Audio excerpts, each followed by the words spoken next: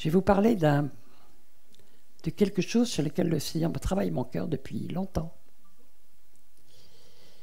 Mais il m'a vraiment révélé beaucoup de choses depuis quelque temps. C'est sur les motivations cachées du cœur. Parce que, personnellement, j'ai beaucoup souffert, mais je crois que c'est vrai pour la plupart des chrétiens.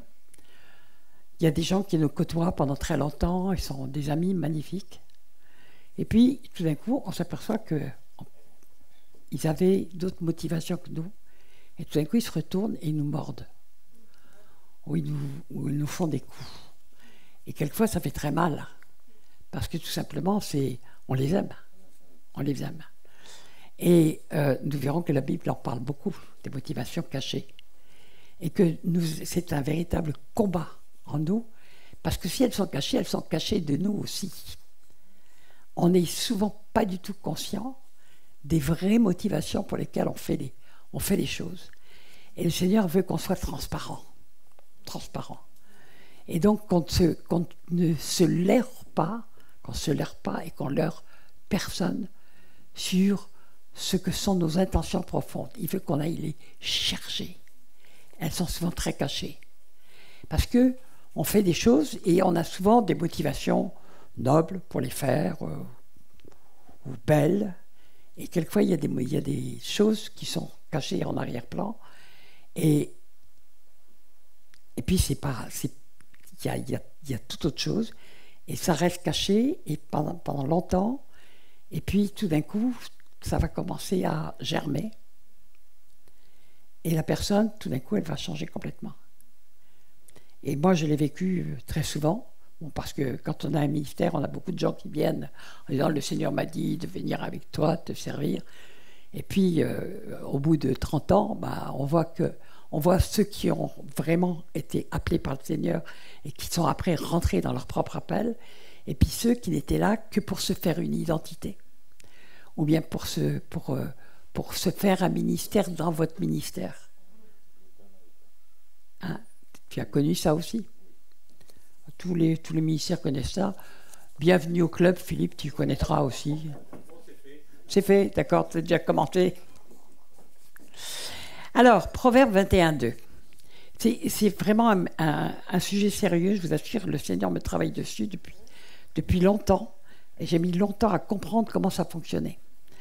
Proverbe 21:2. Un homme croit que tout ce qu'il fait est juste, mais c'est l'Éternel qui apprécie les motivations.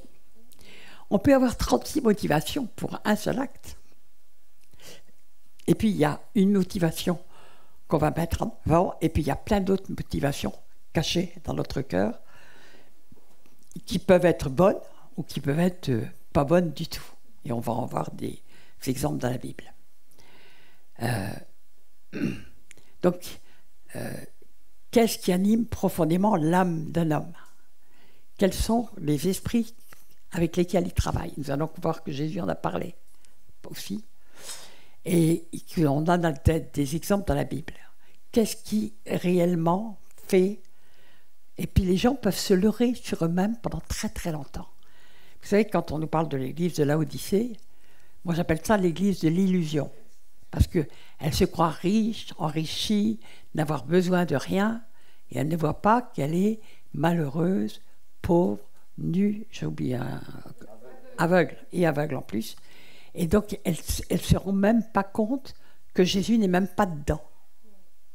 Elles croient que Jésus est au milieu d'elles, parce qu'ils sont tous là rassemblés au nom de Jésus, mais ce n'est pas le bon Jésus. Donc, ils sont pauvres, malheureux, aveugles et nus, et ils ne voient même pas que Jésus n'est pas au milieu d'eux. Et on connaît la fin, en Apocalypse 3:20, « Si quelqu'un entend ma voix et qu'il l'ouvre », donc Jésus est dehors. Si quelqu'un, ils sont peut-être des millions là-dedans, si quelqu'un entend ma voix et qu'il ouvre, je souperai avec lui et lui avec moi. Donc c'est vraiment le dernier temps, c'est l'exemple des derniers temps, et on nous a annoncé pour les derniers temps de l'apostasie. Et moi, depuis que je suis chrétienne, donc ça fait 33 ans maintenant, le nombre d'apostasies que j'ai vu courir, waouh, qui ont fait des dévastations, l'évangile de la prospérité, l'évangile de l'hypergrâce, l'évangile du royaume Nao, vous avez connu tout ça, hein? Tous les vieux chrétiens l'ont vu passer, et puis ça passe, et puis on voit derrière, les chrétiens, ils parlent de ceux qui se disent chrétiens.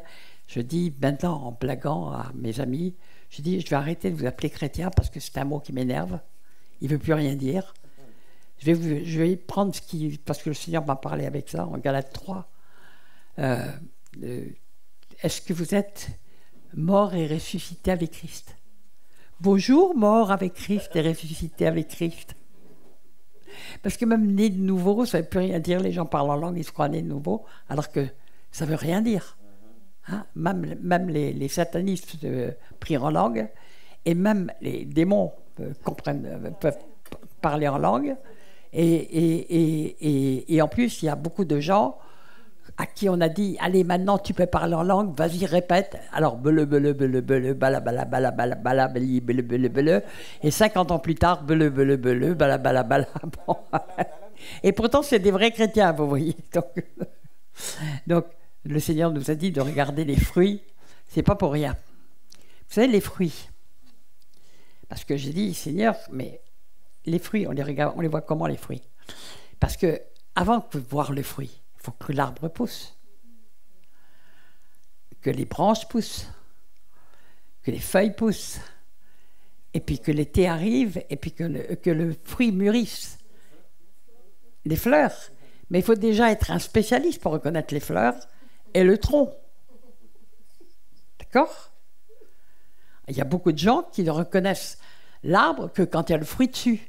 Ah tiens, c'est un cerisier, il y a justement un truc qui m'est tombé sur la tête là. C'était un cerisier. Bon, donc on reconnaît l'arbre au fruit. Ça met quelquefois beaucoup de temps pour qu'on voit le fruit. D'accord? Donc, on va parler quel est l'esprit qui nous anime. Et souvent, on a plusieurs esprits qui peuvent nous animer en même temps. Donc, Proverbe 16, 2. Vous pouvez penser que tout ce que vous faites est bien, mais c'est l'Éternel qui apprécie vos motivations. Donc, c'est dit plusieurs fois dans la parole. Et nous pouvons avoir en fait beaucoup de motivations pour faire quelque chose, et des motivations dont certaines sont cachées. Je donnerai tout à l'heure un témoignage personnel qui est assez rigolo, mais où le Seigneur m'a coincé. Alors, on va prendre quelques exemples simplement dans le Nouveau Testament, parce que je vous parle d'un sujet qui est vraiment très sérieux. Vous allez voir qu'il a vraiment, ça a un impact très important, et qu'on est dans le temps où le Seigneur va séparer, et il est en train de le faire, le bon gré de l'ivraie. Et il y a beaucoup de gens qui se croient faire partie du bon blé et qui font partie de l'ivraie. Heureusement qu'avec le Seigneur, on peut encore, quand on s'en aperçoit, se repentir et revenir en arrière. Mais, oui, parce que Dieu est bon. On le chante parce que c'est la vérité. Alors, Luc 9, 55, mais laissez-moi, ça va prendre à partir du 53, donc Jésus est avec ses disciples. Mais les Samaritains lui refusèrent l'hospitalité parce qu'ils se rendaient à Jérusalem. Tiens, drôle d'idée. En voyant les Samaritains, vous savez qu'ils c'était pas vraiment le peuple de Dieu, mais donc, sans doute parce qu'ils se rendaient à Jérusalem, ils disaient « Ah, c'est un juif », puis les Samaritains n'aimaient pas trop les Juifs, et les Juifs n'aimaient pas trop les Samaritains, nous dit la parole, d'accord? En voyant cela, ses disciples, Jacques et Jean, s'écrièrent « Seigneur, veux-tu que nous commandions à la foudre du ciel de tomber sur ces gens-là pour les réduire en cendres ?» Attendez, ils se croient justes quand ils disent ça. En plus, ils pensent qu'ils disent ça pour Jésus, parce que c'est Jésus qui a été rejeté, mais eux aussi. Donc eux aussi, ils ont été blessés dans leur amour-propre, ils n'ont pas compris pourquoi on les rejetait. Et ils se souviennent de ce qui s'est passé pour Élie. Donc pour eux, ce qu'ils font, c'est biblique, parce que souvent on a des motivations bien bibliques pour Veux-tu que nous commandions la foudre de tomber du ciel sur ces gens-là pour les réduire en cendres? Ils se souviennent des 50 soldats qui sont venus pour arrêter Élie, et la foudre, 50 de moins. Bon. Puis après, il y en a 50 autres qui sont arrivés, hey, commande pas la foudre. Puis après, il y a eu la foudre qui est tombée sur l'autel. Enfin bref, ils se souviennent d'Élie. Et ils pensent que c'est juste ce qu'ils demandent, parce qu'ils trouvent que c'est vraiment pas possible. Mais Jésus, se tournant vers eux, les reprit sévèrement. Il les reprend sévèrement. Vous ne savez pas quel esprit vous inspire de telles pensées. Je me suis posé très longtemps la question, quel esprit? J'ai eu plein de réponses différentes en réalité. Le Fils de l'homme n'est pas venu pour faire mourir les hommes, mais pour les sauver. Donc, ce n'était pas le temps. Et le Seigneur donne du temps pour se repentir. Il donne du temps. Même à Jézabel, il donne du temps. Je lui ai donné du temps pour se repentir, mais elle ne l'a pas voulu. D'accord? Donc, il donne du temps. Mais eux, en réalité, dans leur esprit, ils sont furieux, pas pour eux, mais pour Jésus. Mais en réalité, ils sont aussi furieux pour eux, qui ont été rejetés. Ils venaient pour apporter l'évangile, et puis ils se sont fait mettre dehors. Donc ils disent, comment? Ils n'ont pas voulu recevoir Jésus? Ouais, on va demander la foudre, etc. Et Jésus les reprend sévèrement. Parce qu'en réalité, leur motivation n'est pas bonne. Leur motivation, ils la croient biblique, mais elle n'est pas bonne. Ils n'ont pas compris quelle était la priorité de Dieu. La priorité de Dieu, c'est pas de punir. La priorité de Dieu, c'est de sauver. Toujours. Bien sûr qu'il peut y avoir des jugements, mais quand c'est l'homme se rebelle et puis refuse. Mais la priorité de Dieu, c'est de sauver. Donc, ils étaient animés d'un mauvais esprit. Ce sont les disciples du Seigneur. Ils croient bien faire. Ils citent la Bible quand ils demandent la foudre. Vous voyez? Donc, ils croient que c'est juste ce qu'ils disent. Mais Jésus les reprend sévèrement. Parce qu'ils ont encore beaucoup de choses à apprendre. Bon. Alors, ils tordent le contexte biblique, parce que le contexte biblique dans lequel Élie a agi n'était pas du tout le même contexte que ça. Là, ils étaient avec des gens ignorants, tandis que dans le contexte biblique, Élie avait déjà donné c'était par rapport aux sorciers qu'il a fait ça, mais aussi par rapport aux soldats qui venaient pour le tuer. D'accord? Donc, ce n'est pas du tout le même contexte dans lequel cela s'est fait. D'accord? Et puis, Jésus n'était pas encore là pour apporter le salut, mais bon, il y a eu quand même beaucoup de sauvés dans l'Ancien Testament, la parole de Dieu nous le dit aussi. Alors, ils font, en fin de compte, si on gratte un peu, ils sont en colère parce qu'ils ont été mis dehors comme des malpropres, au lieu d'être considérés comme des gens très importants. Rappelez-vous qu'ils sont toujours en train de demander lequel d'entre eux est le plus grand. Quand même, c'est le grand Pierre, c'est le grand Thomas, c'est des gens considérables qui marchent avec le Sauveur. C'est pas tout à fait ça. Donc, vous voyez, leurs motivations sont mauvaises, ils ne le savent pas, mais Jésus les reprend sévèrement pour dire, attendez, vous ne savez pas de quel esprit vous êtes animés. Ok? Donc, voilà un exemple. Maintenant, on va prendre, évidemment, parce que c'est l'exemple qui nous vient tout de suite en tête, c'est Judas. Je vous rappelle que Judas a tout abandonné pour suivre Jésus, comme les autres disciples. Il a abandonné son boulot, il a abandonné tout pour suivre Jésus. Donc, c'est un vrai disciple. D'accord? Il croit en Jésus. Il voit les miracles et Jésus va l'envoyer aussi. Il va guérir les malades, il va chasser les démons, etc. L'onction du Seigneur est sur lui. Mais il a quelque chose dans le cœur qui est caché, dont il ne doit pas du tout mesurer la portée. Il a l'amour de l'argent. Il a l'amour de l'argent. Donc pourquoi est-il le trésorier? C'est parce que il a dû se débrouiller pour avoir cette position, pour pouvoir carotter. On sait qu'il carottait dans la caisse. Oh, il ne devait pas prendre beaucoup. Il ne devait pas prendre beaucoup. Tu ne connaissais pas ce mot, carotter?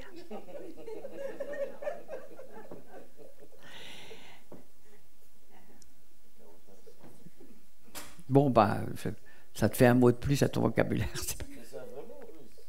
Oui, oui. Oui, c'est ça, oui. On prend une petite part chaque fois. On carotte. C'est apparemment pas grave. On pense que c'est pas grave. Judas ne devait pas penser que c'était grave. Alors, donc, je vais d'abord citer ce que Jésus a dit. Alors, en Jean 6, 70, Jésus dit quelque chose. J'ai cité ça avant-hier, donc je ne vais pas le reprendre. C'est Pierre qui s'écrit, mais non, tu as des paroles de la vie. Mais un petit peu plus loin, Jean 6, 70, Jésus dit, c'est moi qui vous ai choisi, c'est pas vous qui m'avez choisi, c'est moi qui vous ai choisi. Et pourtant, l'un de vous est un démon. Est un démon. Ça veut dire que dans sa nature même, il y avait quelque chose de démoniaque. D'accord? Et cet amour de l'argent. Et Jésus va dire en Matthieu 6, 24, personne ne peut servir deux maîtres. En effet, ou bien il détestera l'un et il aimera l'autre, ou bien il sera fidèle à l'un et méprisera l'autre. Je prends cette deuxième phrase parce que c'est ce qui est arrivé à Judas. Vous ne pouvez servir à la fois Dieu et l'argent. Alors quand on entend ça, on dit « Ouais, moi, je n'ai pas de problème avec ça, tout va bien, etc. » Pourtant, la parole de Dieu nous dit que les derniers temps seront difficiles parce que les gens seront amis de l'argent. Un ami, c'est quelqu'un qui vous rend service, hein, et puis qu'on aime. Ça vient, c'est la même racine qu'aimer. Eh bien, on aime. Bien sûr qu'on peut avoir besoin d'argent, mais en être l'ami, c'est autre chose. C'est un autre niveau. C'est-à-dire qu'on lui accorde une place et une position que Dieu ne lui a pas accordée. C'est plus un outil, c'est un ami. D'accord? Et ou bien il méprisera l'un, aimera l'autre, etc. Donc vous voyez la version. Vous dites, oulala, mais c'est sévère. En fait, ça couvre plein d'autres choses. Hein. Mais on va parler de Judas parce que regardez un petit peu ce qui se passe. Nous savons que Judas va vendre Jésus pour 30 deniers, alors qu'il a vu de ses yeux, et c'est à 2 reprises, parce qu'une fois c'est 5 jours avant la résurrection, avant la crucifixion, je veux dire, et l'autre fois c'est 2 jours avant la crucifixion, il a vu une femme, je pense que c'est Marie de Béthanie, bien qu'elle ne soit pas citée, parce que ça se passe à Béthanie, et qui vient et qui verse du parfum sur ses pieds, et c'est Judas qui dit 300 deniers, mais on aurait pu le donner aux pauvres. Donc, il a des belles motivations. Oui, comment quel gâchis! Mais quel gâchis! Jeter du parfum comme ça, mais on aurait pu le donner aux pauvres. Alors, vraiment, vous savez que quand on regarde bien tous les apôtres, ils commettent tous des grosses erreurs, et ils vous disent des bêtises, des trucs comme ça. Mais Judas, il a l'air parfait tout le temps. Apparemment, il n'y a jamais rien à lui reprocher. Et même là, vous voyez, il a l'air, waouh, c'est le premier à s'écrier, mais on aurait pu donner cet argent aux pauvres, quel gâchis. Qui oserait le contredire? Et pourtant, Jésus va dire quelque chose de très étrange. C'est Matthieu 26, 13, mais c'est dit plusieurs fois. Elle a mis du parfum sur mon corps d'avance, elle m'a préparé pour la tombe. Je vous le dis, c'est la vérité, partout où on annoncera cette bonne nouvelle, dans le monde entier, on racontera ce que cette femme a fait et on se souviendra d'elle. Moi, j'ai été interpellée parce que on n'en parle jamais. Et il dit partout où on en parlera, partout où la bonne nouvelle sera annoncée, on parlera de ce que cette femme a fait. De temps en temps, on entend une prédication là-dessus, mais ce n'est pas systématique. Pourtant, il dit partout où on annoncera ça. On annoncera cette bonne nouvelle. Donc ça m'a interpellée. J'ai dit, en plus, il ne donne même pas son nom. Son nom n'est pas mentionné. Donc, c'est qui, au fait? C'est qui? Bon, c'est probablement et très sûrement Marie de Béthanie, mais elle n'est pas citée dans le texte. Alors,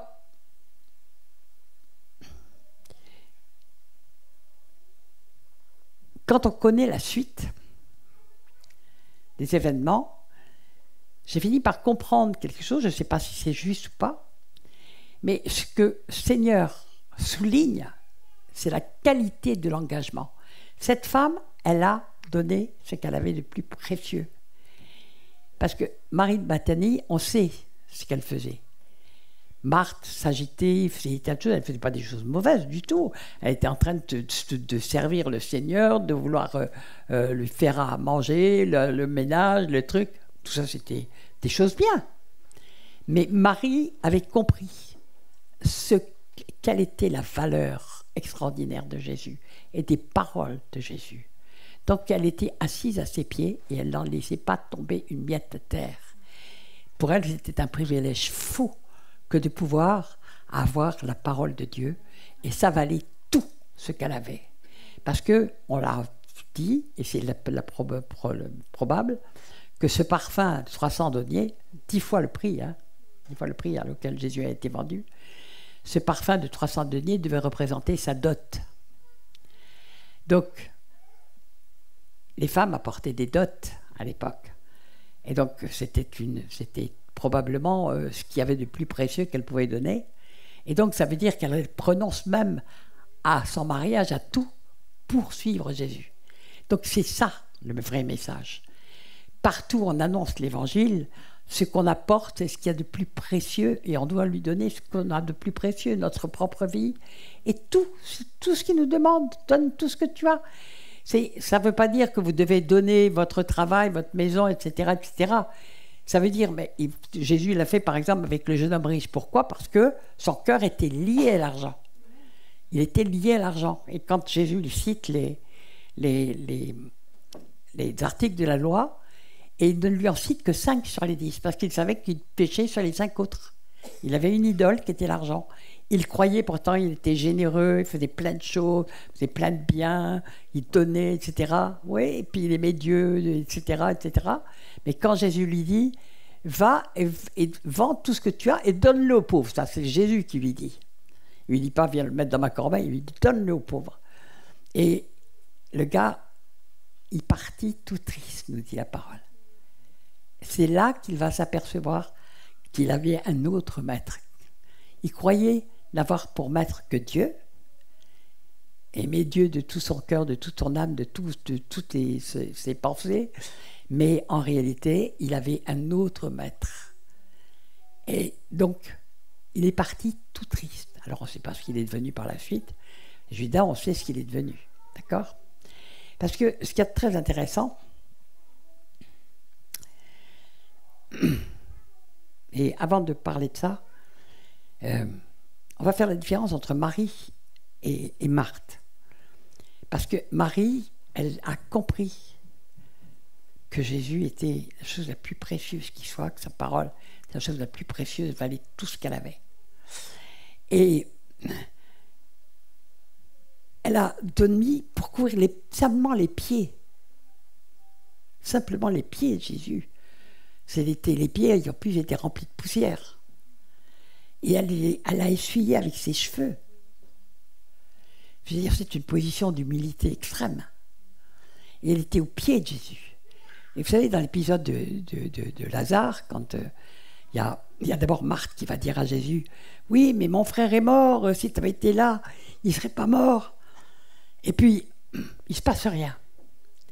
Mais quand Marie arrive, elle dit exactement les mêmes phrases. « Oui, mais mon frère est mort, si tu avais été là, il ne serait pas mort. » Mais elle fait un geste que n'a pas fait sa sœur.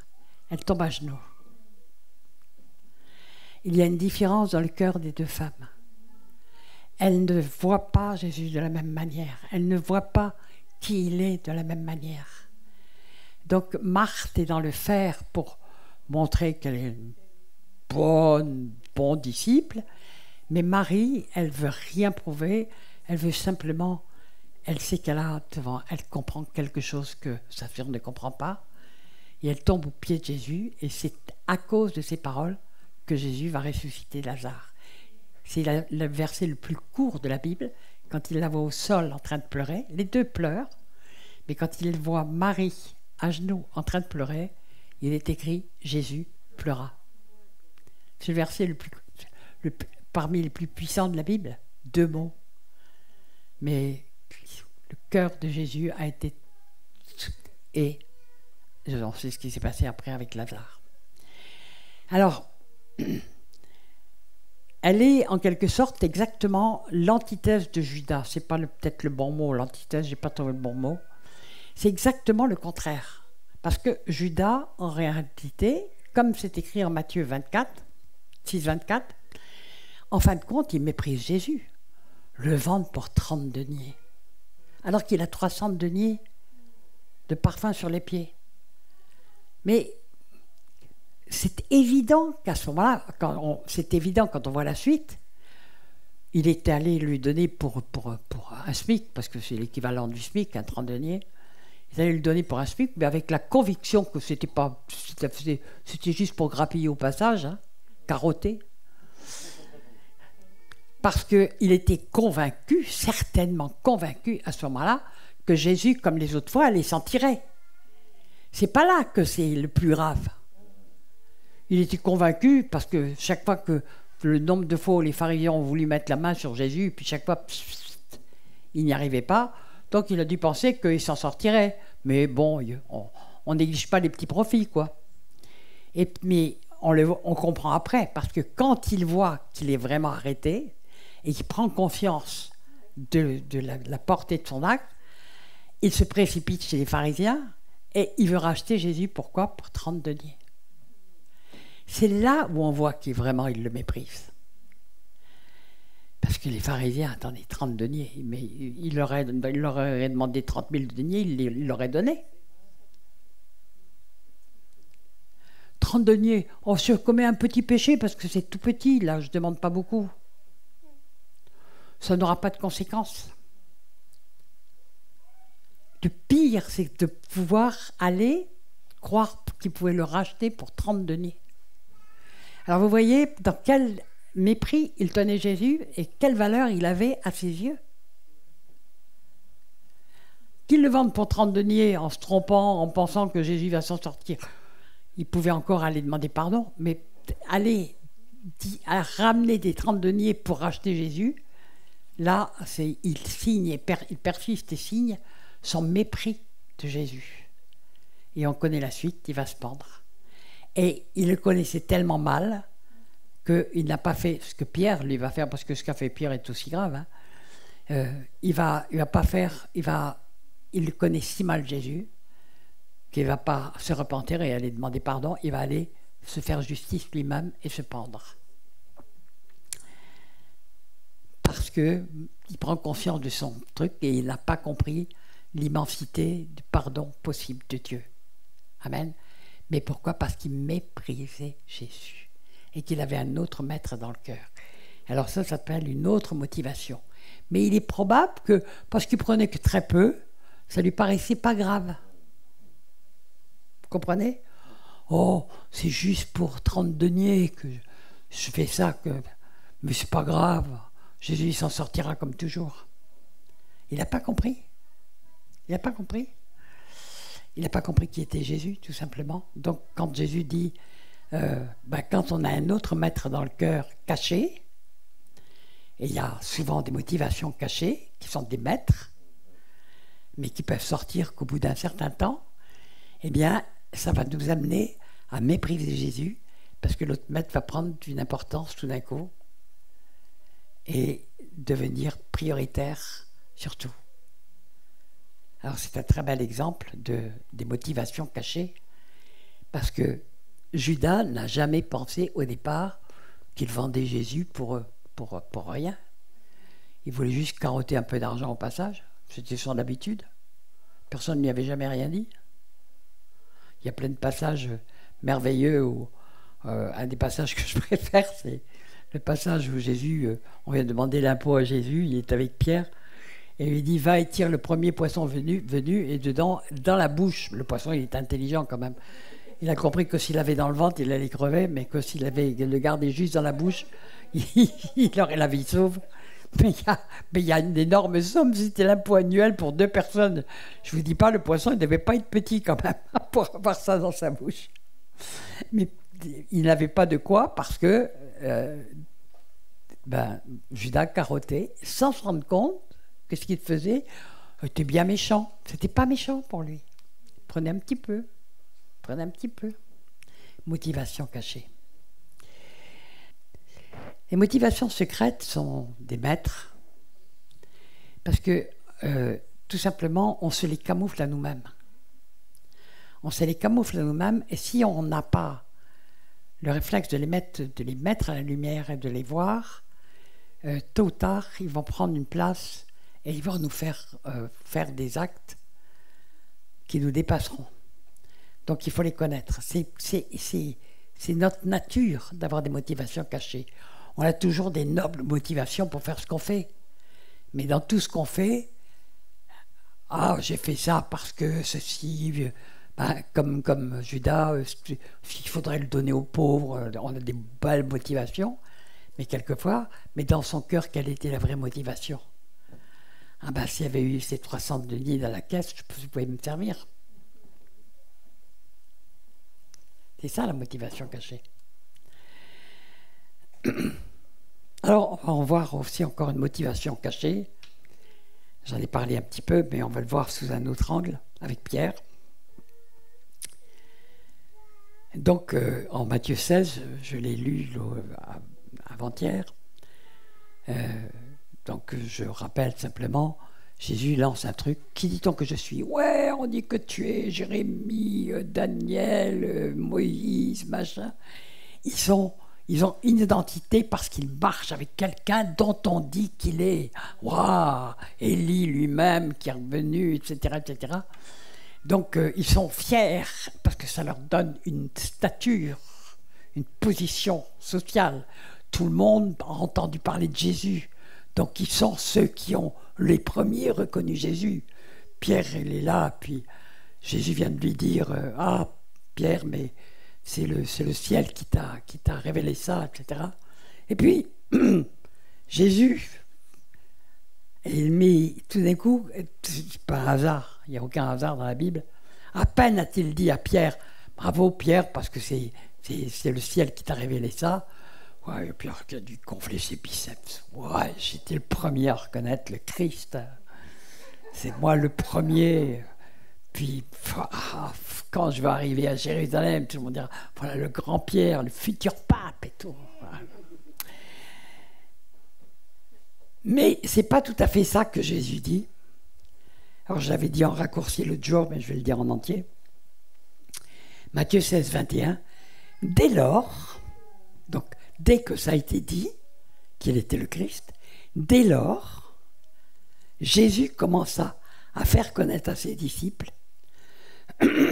S'il commença à faire connaître, c'est qu'il leur a répété plusieurs fois qu'il fallait qu'il allât à Jérusalem, qu'il souffrit beaucoup de la part des anciens, des principaux sacrificateurs et des scribes, donc tout ce qui était l'élite, tous les gens qui étaient reconnus comme étant la crème du peuple de Dieu, qu'il fut mis à mort et qu'il ressuscita le 3e jour.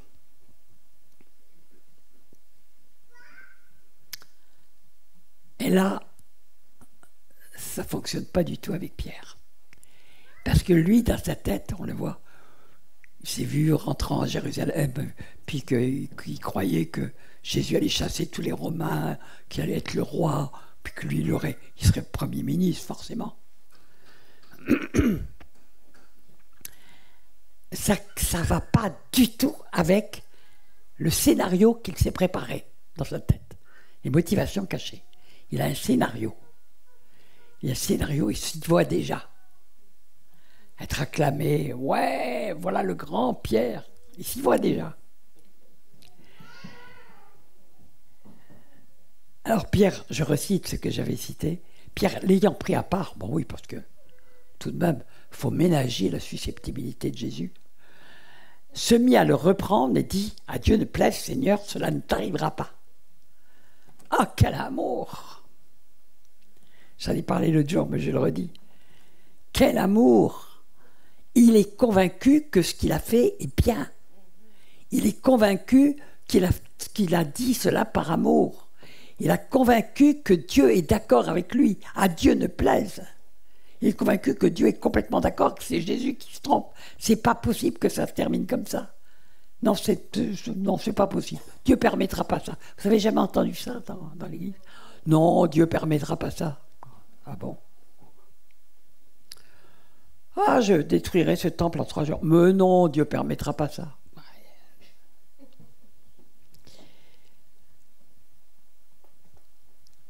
Mais Jésus, se retournant, dit à Pierre, « Arrière de moi, Satan. » Tu es un adversaire.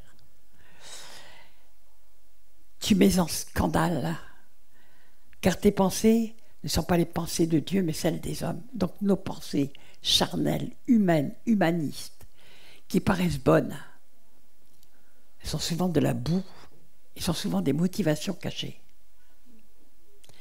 Et qui nous font du bien quand on les dit, parce qu'on se prend vraiment pour des gens super bons. Mais la parole dit qu'il n'y a de bon que Dieu. Donc tout ce qui sort de notre chair, ça vaut zéro. Tout ce qui ne vient pas du Seigneur, ça vaut rien du tout. Et on peut faire beaucoup de dégâts en se croyant bon. Vous le savez, ça? On peut faire beaucoup de dégâts en se croyant bon. Donc nous voyons la motivation cachée de Pierre, là. Sa motivation cachée, c'est qu'il s'était fait un scénario. Il suivait Jésus à ce moment-là pour être quelqu'un, pour être connu de tout le monde, pour rentrer triomphalement à Jésus. Pourtant, c'est un vrai disciple. Nous avons qu'il a eu une vraie conversion. C'est un vrai disciple. Et pourtant, il a dans le cœur, à ce moment-là, des motivations qui ne sont pas pures du tout, qui sont basées sur de l'orgueil, de la vanité, et Dieu va le briser complètement et devra le briser complètement avant qu'il soit apte à devenir ce qu'il veut qu'il soit. Il y en a qui sont bien brisés là aujourd'hui. Bravo. Bravo. C'est normal. Si vous ne l'êtes pas, posez-vous la question, demandez-vous si vous êtes converti. Je ne bague pas, c'est écrit dans la parole. Si vous n'avez pas part à la punition auquel tous ont droit, c'est que vous êtes des bâtards et non des fils. C'est écrit ou pas? En Hébreu 4, non? En Hébreu 4 ou en Hébreu 12, je ne sais plus. Alors, il a donc une motivation secrète dont il n'avait pas conscience, mais qui va être mise dans la lumière, là. Et c'est juste après, il se fait traiter par, dans le chapitre suivant, j'en ai parlé l'autre jour, donc je ne vais pas y revenir, race incrédule et pervers, jusqu'à quand vous supporterai-je? Waouh! Le Seigneur est un peu lucide. Alors, il est partout, tout le temps. Pierre veut montrer qu'il est le plus courageux. Rappelez-vous, il est le seul qui descend de la barque, qui marche sur l'eau. Il fait des tas de choses. Il est leur leader, d'une certaine manière, et il croit vraiment qu'il est appelé à être un grand Pierre. Mais Dieu va se charger de lui briser tout ça. Et là, il va devenir un très grand bonhomme. Une fois qu'il ne sera plus rien, il deviendra grand. Alléluia. Dieu a choisi les choses faibles du monde pour confondre les fortes et les choses viles du monde pour confondre les sages. Donc il faut qu'on soit bien écrasé par terre pour que le Seigneur puisse se servir de nous. Vous pouvez chercher dans toute la Bible, tous les oins qui ont eu des très grands rôles ont été mis en miettes par Dieu. Tous. Vous prenez Joseph, regardez son parcours. Vous prenez Daniel, regardez son parcours. Les fosses au lion, les trucs sympas, quoi. Servir de sandwich au lion, bon, des trucs sympas. Moïse, 40 ans sous la férule de Jéthro, un Kénien, c'est-à-dire quand même un Philippin.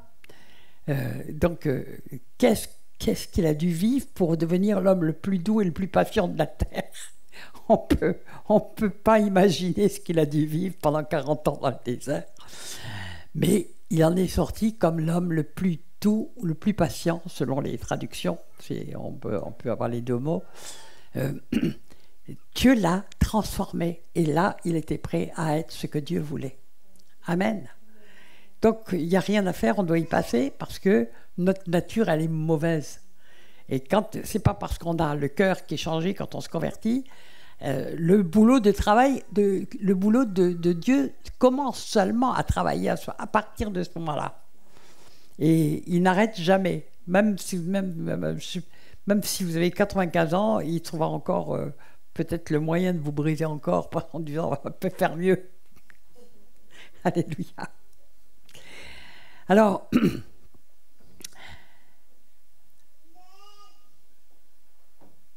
donc, il faut comprendre que quand Pierre dit ça, il connaissait Isaïe 53. Parce que, comme tous les Juifs, il y avait le Shabbat, il y avait toutes les semaines, il y avait une prédication. Donc, il connaissait Isaïe 53 par cœur. Donc, il savait que Dieu, pendant très longtemps, j'ai été interpellé parce que, où il est écrit homme de souffrance et habitué à la souffrance. Et moi, je disais, mais en fait, sa souffrance a duré 3 jours. Mais en réalité, Jésus, il est né dans la souffrance. Il est né tout le temps. Il a souffert parce qu'il voyait l'état du peuple de Dieu, parce qu'il savait ce qui allait advenir, parce qu'il savait d'avance la souffrance que ce peuple subirait, pour que nous puissions entrer. Et on le sait parce que sur la croix, quand les femmes pleurent, il dit « Pleurez plutôt sur vous, femmes de Jérusalem, et sur vos enfants ». Donc il savait, il souffrait du fait que ce peuple était incrédule. Il souffrait parce qu'il savait que ça aurait des conséquences terribles. Donc en réalité, Jésus, il était tout le temps dans la souffrance. Mais donc Pierre connaissait ce texte par cœur. En sachant que c'était le Christ, il pouvait savoir que effectivement, il devait passer par la souffrance. Mais ça n'allait pas dans ses concepts, et surtout, ça ne cadrait pas avec ses espérances secrètes. Vous comprenez ce que je veux dire? Quand on parle des motivations, il y a les espérances, les projets cachés, on se fait souvent, on va appeler ça avec un mot moderne, on se fait souvent du cinéma. D'accord? Et on ne s'en rend pas compte. Matthieu 23,9. Et n'appelez personne sur la terre votre Père, car un seul est votre Père, celui qui est dans les cieux. Un seul. Bon, alors, c'est pour ça que je parle tout le temps du pape, parce que pape, ça veut dire Père. Ouais. Qui se fait appeler Père par tout le monde. En fait, Dieu nous avertissait d'avance. Hein. Ouais. Matthieu 23,10. Ne vous faites pas appeler directeur, car un seul est votre directeur, le Christ. Matthieu 23,8. Mais vous ne vous faites pas appeler rabbi, car un seul est votre maître et vous êtes tous frères. Donc Jésus dit qu'il n'y en a pas un qui dépasse l'autre. Et qu'en réalité, ça ne veut pas dire qu'il ne va pas y avoir des maîtres, ça ne veut pas dire qu'il ne va pas y avoir des pères. On est tous nés d'un père et d'une mère. Mais sur le plan spirituel, il faut faire très attention de ne pas suivre les hommes. Il faut suivre que Christ. Amen. Et là, beaucoup de chrétiens suivent les hommes au lieu de suivre Christ. Je ne dis pas qu'on ne doit pas suivre des hommes qui marchent avec le Seigneur, mais très souvent, on suit des hommes et puis on s'égare avec eux. Et si on n'est pas scotché à Christ, je disais encore ce matin à un ami, mon verset préféré, c'est 1 Corinthiens 6, 17. Mais celui qui s'attache au Seigneur Jésus-Christ ne fait qu'un avec l'Esprit de Dieu. C'est mon verset préféré, mon verset chouchou. Donc, on doit être unis avec le Seigneur, et à ce moment-là, on fait un avec l'Esprit de Dieu. Si on fait un avec l'Esprit de Dieu, on va forcément marcher droit. Et notre cœur va être pur. Amen. Pur de toutes ces choses qui ne sont pas de Dieu. Alors, beaucoup de personnes ont des problèmes dans l'Église. Pour c'est normal quand on vient de se convertir, hein. le Seigneur doit nous transformer, mais combien cherchent à avoir des places, des titres, à être reconnus, etc., etc. Moi, je raconterai aussi comment le Seigneur m'a repris à un moment donné. Et donc, il y a des motifs qui sont futiles, qui peuvent être corrigés. Il y a des motifs qui sont justes. Si je vous pose la question, pourquoi êtes-vous venu ?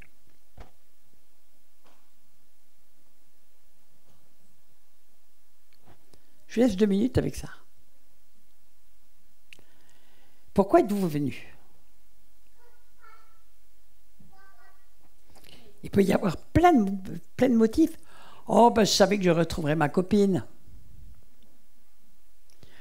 Oh, ben, ouais, on a entendu parler de Michel Daftier, quand même, il faut qu'on voit sa bobine une fois. Ah, mais j'ai besoin de délivrance. C'est des motifs qui sont justes, ils ne sont pas mauvais. J'ai besoin de guérison. C'est des motifs qui sont justes, on peut avoir plein de motifs.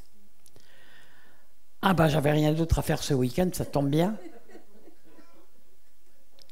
Ah, il y a Sarah qui joue, il paraît qu'elle fait de la louange super. On va pouvoir s'éclater.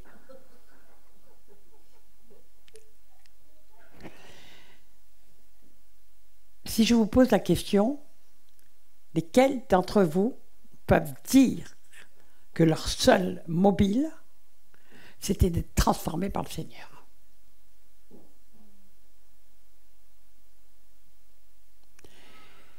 C'était d'être, parce que vous avez confiance que les oins vont vous apporter un bon enseignement et que cet enseignement va transformer votre cœur.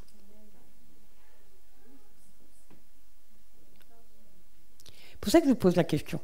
Pourquoi êtes-vous là ? Si vous cherchez bien, vous allez vous trouver des tas de motifs et pas forcément celui-là, qui est peut-être le meilleur. Vous comprenez ce que je veux dire ? Ouais, c'est chouette l'ascension, on a entendu dire qu'il y a plein de délivrances, qu'il y a plein de ministères qui est fait, il y a des gens qui voltigent, etc., etc. Bon, ça arrive, hein. La curiosité. Où on a entendu dire tellement de mal de Michel qu'on va quand même aller vérifier si tout ce qu'on dit est vrai. Alors, on peut avoir des tas de motifs, je veux dire, c'est infini, hein, les motifs. Donc, je vous pose déjà une première question. Pourquoi êtes-vous là ? Tu as une réponse ? Oui, bah donne. Moi, parce que Dieu habite les louanges de son peuple. Et comme je suis seule, j'aime bien être au milieu des louanges du peuple. Eh bien, c'est une très bonne motivation. Ça, on est d'accord. Et puis quand on est réunis au nom de Jésus, Jésus est au milieu de nous. Donc on a toujours quelque chose à recevoir. C'est des bonnes motivations. Mais on peut avoir des multiples motivations en réalité. Tu avais peut-être envie de rencontrer Michel ou Odile. Michel, moi, oui. Oui, hein, aussi, tu avais aussi cette motivation. Et moi, j'avais envie aussi de venir ici pour te rencontrer. On est d'accord ? Bon, ben, on a plusieurs motivations. D'accord ? Moi, pour motivation, ben, moi, j'aime tout simplement sauver les âmes, j'aime voir grandir les chrétiens. Je fais ça depuis 33 ans, il n'y a rien qui me donne plus de joie, c'est la plus grande des gratifications, mais je peux avoir des tas d'autres motifs. D'accord ? Et il y a des motifs qui sont futiles, il y a des motifs qui sont mauvais, et il y a des motifs qui sont cachés. Des motivations qui sont cachées. Vous comprenez mieux quand je vous pose la question. Vous voyez ? C'est important pour la suite, parce que vous allez voir que c'est extrêmement important en réalité, ça. On peut avoir plein de motivations, mais il est dit que Dieu les pèse. Il pèse des motivations. Et des motivations cachées sont souvent des motivations qu'on ne veut pas s'avouer et qui ne sont pas bonnes. Et celles-là peuvent être très dangereuses. Alors, on va lire ce qui est prophétisé. Pourquoi ? Alors, par exemple, vous voulez venir pour être guéri. C'est une bonne motivation. Oui, mais pourquoi voulez-vous être guéri ? Vous allez répondre, elle est idiote, celle-là. On veut être guéri parce qu'on veut être mieux. Toi, tu es tout wib, donc donc tu sais pourquoi les gens te consultent. C'est pour avoir moins de douleur, pour avoir moins de souffrance, pour être mieux. Ce n'est pas des mauvaises motivations. Mais voilà ce que la parole de Dieu nous dit. Luc 1, 68. Béni soit le Seigneur, le Dieu d'Israël, de ce qu'il a visité et racheté son peuple, et nous a suscité un puissant sauveur dans la maison de David, son serviteur, comme l'avait annoncé par la bouche de ses saints prophètes, c'est Zacharie qui prophétise, comme l'avait annoncé par la bouche de ses saints prophètes des temps anciens. Un sauveur qui nous délivre de nos ennemis et de la main de tous ceux qui nous haïssent. C'est ainsi qu'il manifeste sa miséricorde envers nos pères et qu'il se souvient de sa sainte alliance, selon le serment par lequel il avait juré à Abraham notre père, de nous permettre, après que nous serions délivrés de la main de nos ennemis. Alors nous allons voir que la délivrance n'a pas que le but du bien-être et qu'il ne faut pas s'y arrêter. Afin, après que nous soyons délivrés de la main de nos ennemis, de le servir sans crainte. Donc, si la vraie motivation que l'on a pour être délivré, c'est de pouvoir servir le Seigneur sans crainte, la délivrance va être beaucoup plus facile, va être beaucoup plus profonde, va beaucoup mieux tenir, parce que la motivation est juste. Vous comprenez ce que je veux dire? On veut être délivré, pas simplement pour être mieux, mais parce qu'on veut pouvoir servir le Seigneur sans crainte, parce que quand on est rempli de démons, quand on sert le Seigneur, moi j'étais rempli de démons et je servais le Seigneur au départ. J'ai eu les délivrances en chemin. C'est vrai qu'on a des contre-chocs. Et on les prend, les contre-chocs. Moi, je chassais les démons à tour de bras, mais quelquefois, je me prenais quand même quelques pifs, là, parce que je n'étais pas encore délivré moi-même. Le Seigneur, il a mis 15 ans à me délivrer complètement, alors. Je sais de quoi je parle, là. Enfin bon, disons qu'il y a eu des stades, des évolutions, puis il y a eu des révélations qui ont permis d'aller de plus en plus loin dans certaines délivrances. Mais le Seigneur a commencé à m'utiliser alors que je n'étais pas du tout délivré. Il m'a levé, un an après ma conversion, j'étais debout. Il y en a un qui le sait, c'est Yves qui est là-bas, au fond, qui s'est converti en même temps que moi et qui a vu comment le Seigneur m'a pris, m'a envoyé. Un an après ma conversion, déjà, ma première prédication, c'était devant 17 millions de personnes à la télévision française sur TF1. Non, mais le Seigneur, il faisait des choses un peu bizarres. Et puis tout de suite, il m'a envoyé. Mais je n'étais pas du tout délivré.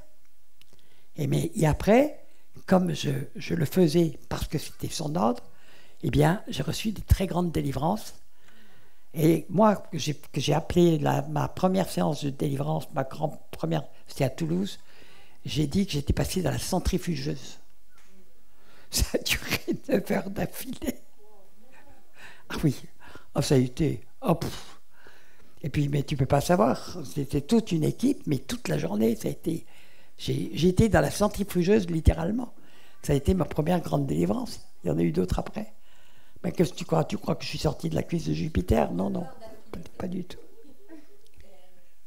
Je suis arrivé dans un état lamentable, Seigneur. Pourquoi il m'a levé tout de suite, je ne sais pas. Mais il fait ce qu'il veut. D'accord? Amen. Donc, pourquoi? Donc là, vous avez une motivation puissante qui fait que votre délivrance sera beaucoup plus grande. Quand les gens veulent leur délivrance, puisque c'est écrit, afin de pouvoir le servir sans crainte. D'accord, c'est prophétisé. En marchant devant lui dans la sainteté et dans la justice tous les jours de notre vie. Vous voyez, quand on a ce type de motivation, eh bien, délivrance, guérison, etc., vont être grandement facilitées. Et vont être beaucoup plus puissantes. Amen. Et moi, je l'ai vu le long de ma route. Il y a des gens qui sont très difficiles à délivrer, il faut recommencer tout le temps. Et puis, il y a des gens qu'on délivre d'une manière remarquable, parce qu'ils sont... Et ceux que j'avais le plus de facilité à délivrer, c'était les serviteurs de Dieu qui marchaient vraiment dans un fort engagement avec le Seigneur. C'est un régal de les délivrer. Ça se fait tout de suite. C'est très rapide. Parce qu'ils ont des motivations puissantes et fortes. Vous comprenez ce que je veux dire. Alors, donc nous voyons que la bonne motivation pour Dieu, c'est de vouloir le servir sans crainte et de marcher dans la sainteté et la justice. Voilà une belle motivation. Mais il y a beaucoup de gens qui peuvent dire « Oh, j'ai besoin d'être délivré parce que je veux servir le Seigneur ». Mais ce n'est pas leur vraie motivation. Leur motivation cachée, c'est qu'ils veulent simplement être un petit peu mieux, etc. Ce n'est pas une motivation mauvaise, mais ce n'est pas la meilleure des motivations. Et puis surtout, ils se cachent. Et ils sont un peu hypocrites. Parce que leur véritable motivation, ce n'est pas de servir le Seigneur. D'accord ? Alors,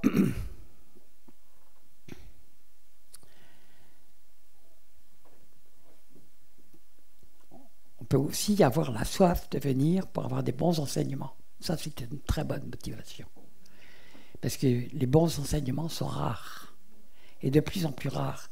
Et nous avons été avertis que les derniers temps seraient difficiles, que les gens voudraient écouter, se donneraient une foule de docteurs, dans 2 Timothée 4, pour entendre ce qui leur est agréable. Et surtout pas être secoués. Et ils ne veulent pas de la vérité. Ils n'en veulent pas. Pourtant, 2 Thessaloniciens 2 nous dit que si nous n'avons pas l'amour de la vérité, nous sommes condamnés. Il faut avoir soif et faim de la vérité. Surtout dans les temps qu'on vit, où le mensonge est partout. Les gens mentent. Et ceux qui nous gouvernent mentent. Et le mensonge est partout, y compris dans l'Église. Donc, et ça devient une norme. Il y a eu peut-être en 50 ans une très grande différence. Avant, les gens reconnaissaient la vérité et la vérité était considérée comme une qualité. Maintenant, les gens disent « Oh ben chacun a sa vérité ». Ah bon ? Mais la vérité, ce n'est pas un dogme, ce n'est pas une conviction. La vérité, c'est Jésus. C'est la parole de Dieu. Et il n'y a que ça. Alors, on va prendre... Alors, on va voir quel est le but de l'enseignement. Et pourquoi on doit vouloir des bons enseignements. On va lire Éphésiens 4:11. Et il a donné les uns comme apôtres, les autres comme prophètes, les autres comme évangélistes, les autres comme pasteurs et docteurs, pour le perfectionnement des saints, donc les 5 ministères, en vue de l'œuvre. Donc il y a un but à l'enseignement. C'est de soi-même rentrer dans un ministère. C'est de soi-même rentrer dans les œuvres préparées d'avance par le Seigneur. Parce que le ministère, vous savez, ça veut dire esclavage, ça ne veut pas dire être sur le podium, d'accord ? Et de l'édification du corps de Christ, en vue de l'œuvre du ministère et de l'édification du corps de Christ, jusqu'à ce que nous soyons tous parvenus à l'unité de la foi et de la connaissance du Fils de Dieu, à l'état d'homme fait, à la mesure de la stature parfaite de Christ. Donc c'est ça le but de l'enseignement. Et nous voyons que Dieu donne 5 ministères différents. J'ai beaucoup écrit sur ce sujet parce que les 5 ministères ont une mission totalement différente les uns des autres. Ils n'ont pas du tout le même champ de mission, ni le même champ d'action.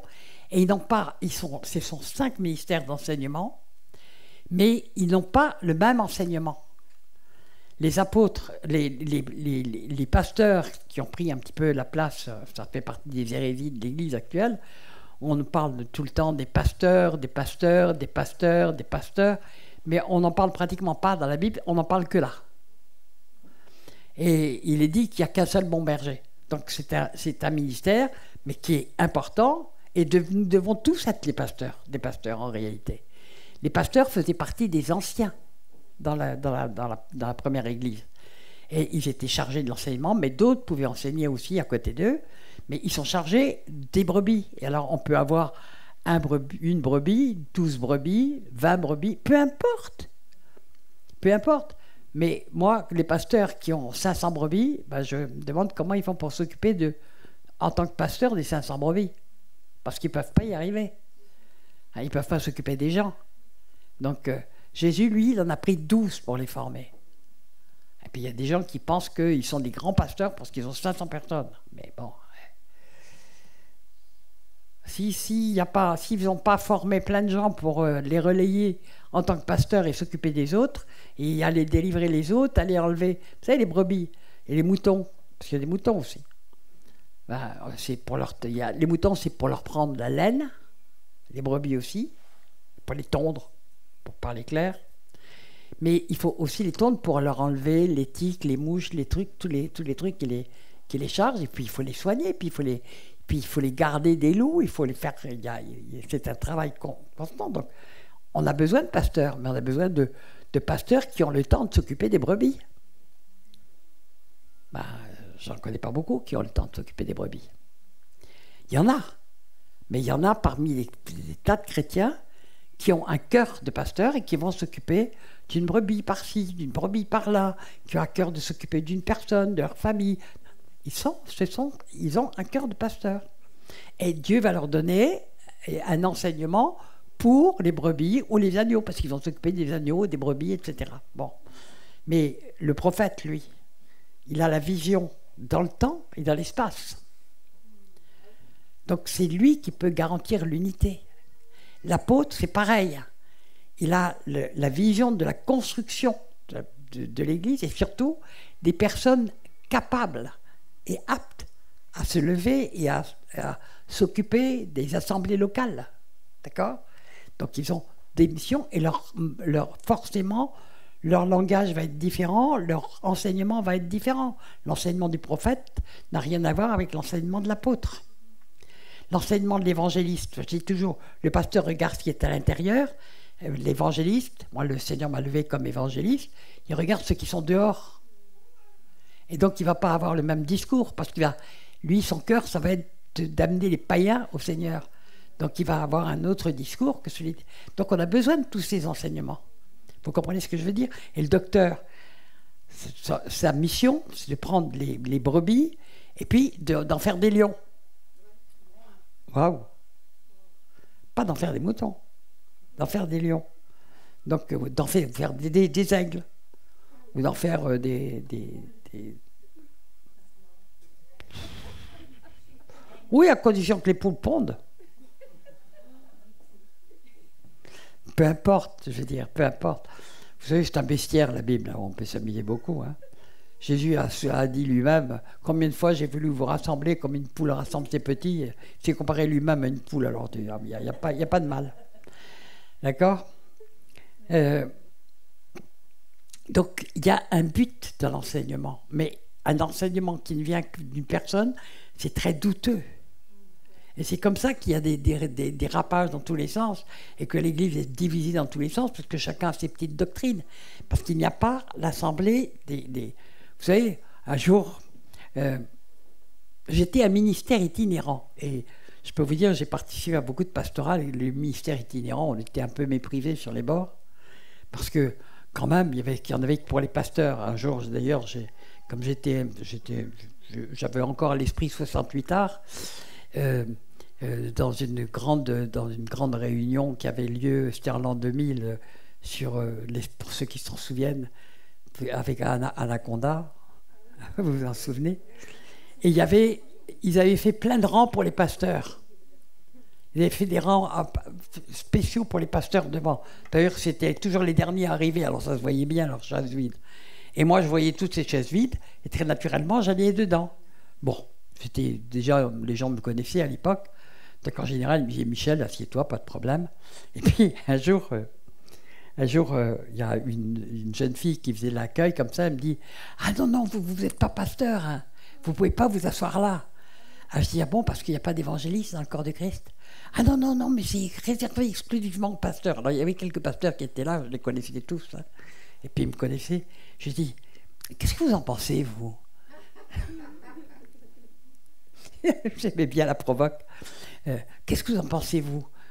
C'est uniquement pour les pasteurs, à votre avis? Il n'y a pas d'autres ministères dans le corps de Christ que celui pas des pasteurs? Alors, ils ont tous commencé à être un peu gênés, à se tourner. Bon, je suis allé m'asseoir au fond. Mais je m'amusais, en réalité. Je m'amusais, parce que c'est complètement aberrant. Il y a 5 ministères. Les 5 ministères, c'est ensemble qu'ils peuvent amener les gens à la stature parfaite de Christ. On a besoin de l'enseignement des 5. Alléluia. Amen. Merci Seigneur. Et c'est à la mesure stature parfaite de Christ. Vous savez que c'est la plus longue phrase de la Bible.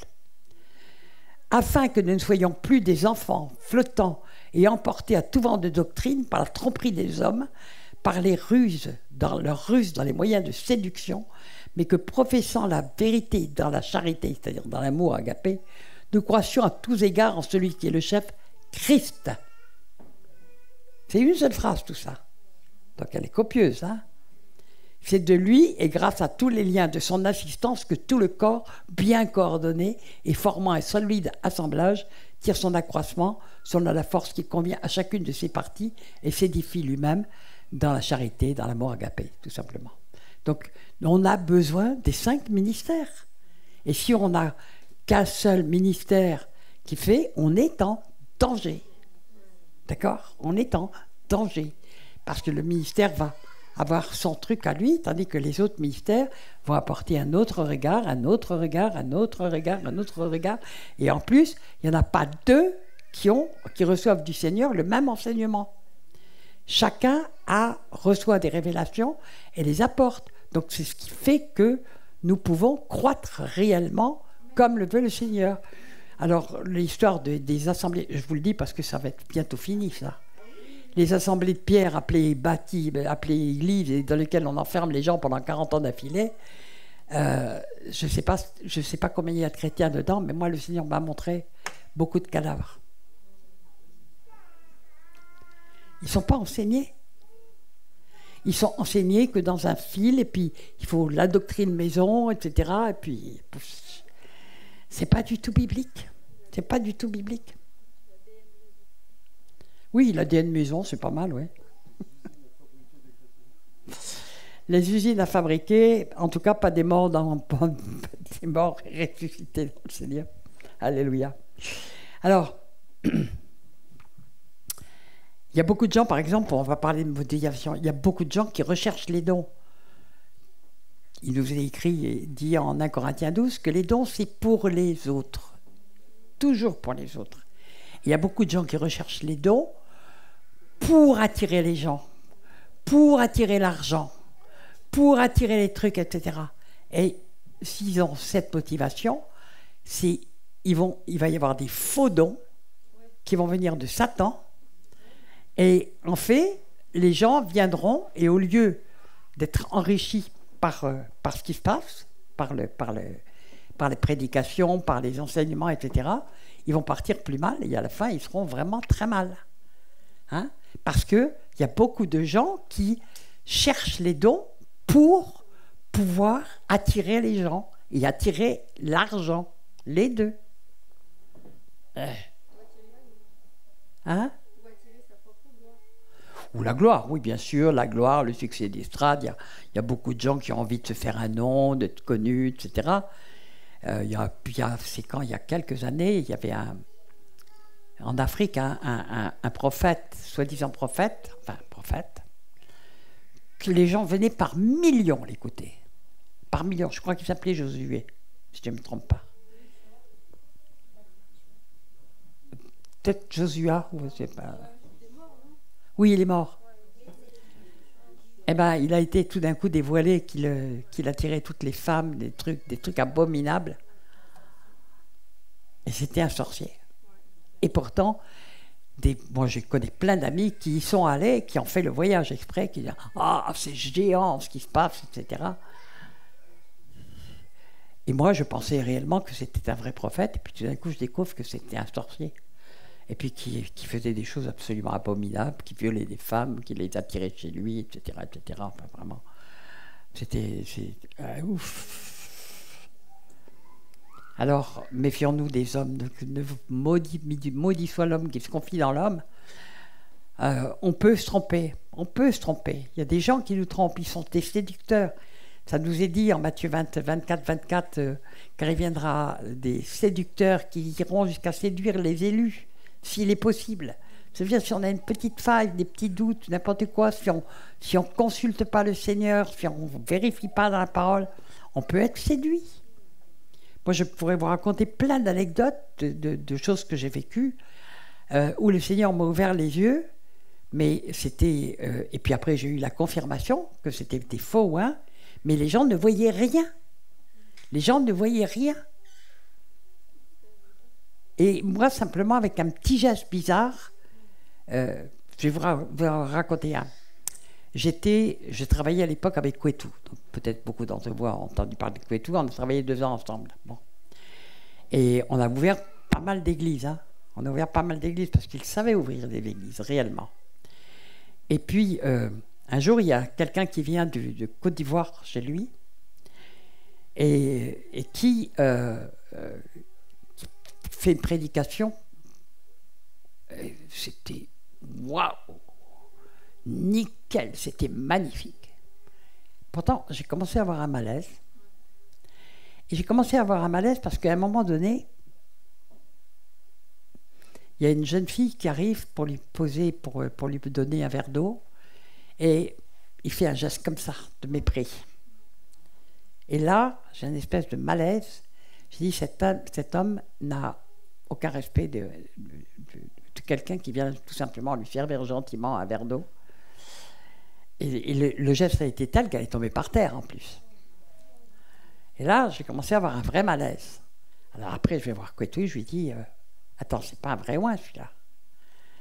Et il me dit, bah, écoute, il est venu, puis il commence à me raconter des choses, qu'il est allé voir tous les gens de la louange, qu'il leur a proposé de venir le servir lui, et de quitter cette église, etc., etc. Et puis après, je suis allé en Côte d'Ivoire, et il m'avait invité chez lui. Il m'avait invité chez lui à ce moment-là, je ne pouvais pas me dédire, parce que bon, je m'étais engagé. J'y suis allé, mais je peux vous dire que ce que j'ai vu dans son église, bonjour les dégâts, je ne vais pas le me raconter. Mais j'étais vraiment mal. Pourtant, tous les gens couraient après lui. Hein. Tous les gens couraient après lui à l'époque. Je me souviens plus de son nom, mais peu importe. Alors, parce que déjà les dons. Or, je vais le lire, je le rappelle. Or, à chacun, la manifestation de l'esprit est donnée pour l'utilité commune. C'est pas pour nous les dons. Catherine Kuhlman, qui avait un don de guérison extraordinaire et qui a guéri, je ne sais pas combien de cancers, elle est morte d'un cancer. C'est pas pour nous les dons. Dieu veut qu'on soit, vous savez, je répète souvent, mais je le répète, je ne finirai jamais de le répéter, que servir Dieu, c'est laisser Dieu se servir des autres, de nous, pour les autres. C'est ça, servir Dieu. C'est pas être sur des podiums, c'est laisser Dieu se servir de nous pour les autres. Amen. Et lui, il s'occupe de nous. On fait ce qu'il a préparé pour nous, et lui, il s'occupe de nous. Et il est fidèle. Alors moi, ça fait 33 ans que je vis complètement, jour après jour, de ce qu'il me donne. Et je peux vous assurer que je suis la plus heureuse des femmes. Ou presque. Peut-être plus heureux que moi, mais bon, je n'ai pas demandé à tout le monde. Alors, un seul et même esprit opère toutes ces choses et distribuant à chacun en particulier comme il veut. Les gens réclament toujours les mêmes dons. Les dons qui font de l'esbrouf, etc. J'ai très rarement entendu des gens réclamer, par exemple, le don d'interprétation des langues. Pourtant, si vous saviez à quel point tous les dons sont parfaits. Parce que moi, j'ai eu peut-être 25 personnes, j'ai compté, à qui j'ai pas ce don, et pourtant, elles recevaient ce don quand elles étaient à côté de moi. Mais comme j'ai le don de prophétie en langue, eh ben, quand elles me traduisaient, vous êtes tranquille.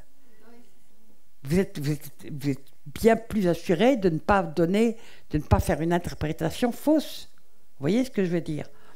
Et puis ils vous disent aussi, par exemple, j'ai une langue de combat, ben, elle me disait, tiens, tu viens de dire tel démon, tel démon, tel démon. Ben, alors, non, Jésus, toi, tel démon, tel démon, tel démon, tu parles, ça vous le dit. Donc c'est des dons très précieux, personne ne les demande. Tout le monde veut le don de miracle, le don de guérison, le don le don de discernement des esprits un peu moins, parce que faire de la délivrance, ça demande quand même un peu de travail. Hein, on veut des dons faciles, on veut des dons qui nous époustouflent. Quelles sont nos vraies motivations ? Aspirer aux dons les meilleurs. On nous en cite 12. Il y en a beaucoup plus que 12, hein, en réalité. Il y en a plein d'autres qui nous sont faits comme ça, qui existent, et que le Seigneur peut distribuer. Mais aspirez dans les meilleurs, et surtout à celui de prophétie. Mais qu'est-ce que c'est que le don de prophétie? Le don de prophétie, c'est d'être le porte-parole de Dieu et de dire ce que Dieu dit. Quel don! Ça veut dire qu'on sait écouter Dieu. Mes brebis entendent ma voix. Elles savent écouter Dieu. Rappelons-nous que les lettres aux 7 églises. Si quelqu'un a des oreilles pour entendre, qu'il écoute ce que l'Esprit dit aux églises. Donc il faut entendre ce que Dieu dit. Il ne parle pas avec une trompette, hein, le Seigneur. Et puis il parle à chacun différemment. Mais en plus, avoir l'audace de le dire, même si ça ne doit pas plaire. Combien de fausses prophéties j'ai entendues? Waouh! Car le corps est un et a plusieurs membres, comme tous les membres du corps, malgré leur nombre, ne forment qu'un seul corps, ainsi en est-il de Christ. Nous avons tous en effet été baptisés dans un seul esprit pour former un seul corps, soit juif, soit grec, soit esclave, soit libre, et nous avons tous été abreuvés d'un seul esprit. Bon, donc je ne vais pas continuer là-dessus, mais nous voyons que les dons spirituels, on peut avoir des motivations pas pures du tout pour les demander. Et tout en croyant que notre motivation est bonne. Mais si vous voulez le don de prophétie, rappelez-vous une chose, c'est que le vrai prophète, il est persécuté. Et qu'en général, il souffre beaucoup parce que quand il dit la vérité, les gens ne veulent pas l'entendre et veulent de moins en moins l'entendre. Donc c'est très difficile d'être prophète. On souffre beaucoup. Quelquefois, tout le monde nous tourne le dos. Alors, donc Dieu doit souvent nous briser en miettes pour nous montrer quelles sont nos vraies motivations. D'accord? Mais, alors, je vais vous raconter une histoire qui m'est arrivée, parce qu'elle est très rigolote. C'était tout début du ministère, et puis j'avais un méga problème. J'avais été la rejetée des rejetés, un peu comme la Samaritaine. J'avais encore un gros problème de rejet. Et en plus, quand Dieu l'a vu une femme commence par l'envoyer à la télévision pour parler devant 17 millions de personnes, puis que tout de suite elle devient très connue, je ne vous dis pas, j'ai eu tout le corps pastoral sur le dos. Mais vraiment. Et puis les persécutions, mais alors tout de suite, ça a été quelque chose d'énorme. Mais il y a eu des gens qui tout de suite ont été à des amours. Et puis il y a des gens, ça a suscité énormément de jalousie. Donc j'avais un problème de reconnaissance de mon ministère. Je savais que j'avais un ministère. J'avais un pasteur qui m'avait dit que c'était pas possible que Dieu donne à une femme comme moi. J'avais l'autre pasteur qui m'avait lâché. Le troisième, parce que j'avais 3 pasteurs à l'époque. Le troisième qui, alors là, ne parle pas, il me persécutait à fond la caisse. Bon, donc j'avais un besoin éperdu d'être reconnu. Et on m'invite, pour la première fois, à une des 2 grandes pastorales, qui était, en l'occurrence, c'était celle de Mulhouse. Et là, je dis, je vais aller à la pastorale de Mulhouse, et dans ma tête, j'y vais j'y vais parce que je vais rencontrer des frères, parce que je vais avoir des moments de partage, parce qu'on va pouvoir adorer, il y aura une louange magnifique, on sera des milliers, ça va être absolument extraordinaire, on va avoir des miracles. Je me fais tout un scénario comme ça. Et puis, donc je prépare ma valise, puis tout d'un coup je m'assois et je dis, mais Seigneur,